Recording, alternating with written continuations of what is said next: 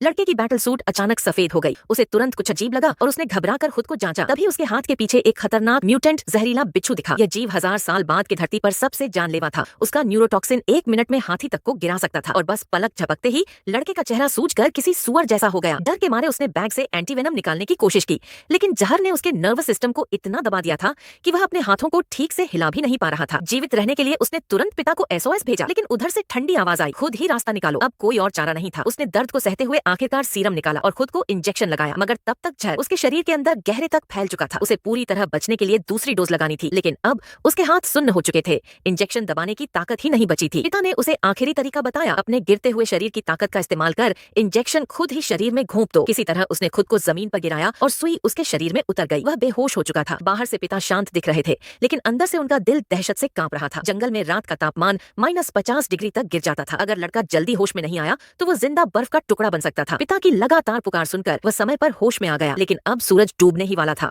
और उसे जल्द से जल्द जियोथर्मल जोन तक पहुंचना था। मगर ठंड उम्मीद से कहीं ज्यादा तेजी से बढ़ रही थी। बैटल सूट ने तापमान में गिरावट महसूस की और फिर से सफेद हो गया। अंततः लड़का बर्फीली ठंड से हार मानकर जमीन पर गिर पड़ा। उसकी चेतना धीरे धीरे लुप्त हो रही थी, लेकिन तभी एक रहस्यमयी जीव उसे खींचकर एक गुफा के अंदर ले गया।